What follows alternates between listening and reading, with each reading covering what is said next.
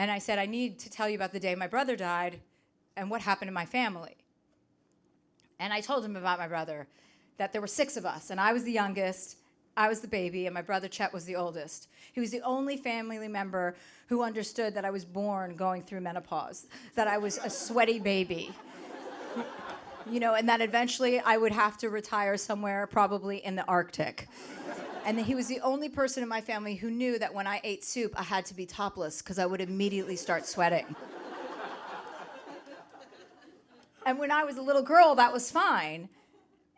But when I was 8, I remember we had this summer house in Martha's Vineyard, and my like buds had come in.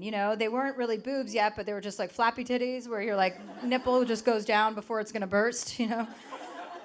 And I remember hearing my father say to my brother, "You got to cover her up if you go into town now. Like, she can't be topless anymore." Because I walked around topless my entire childhood. And I remember hearing that. I'm like, what's he talking about?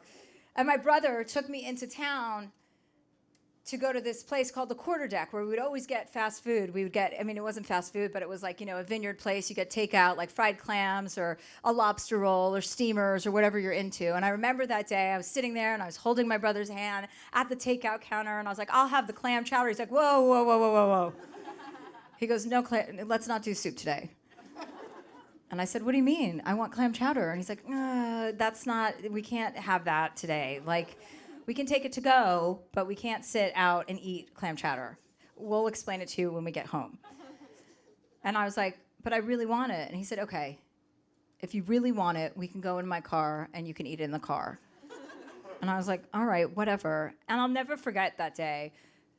I sat in my brother's car eating my clam chowder with my top off, just sweating. And my brother had his back against the passenger side window to cover up the little 8-year-old girl that was nude in his car. Just like R. Kelly.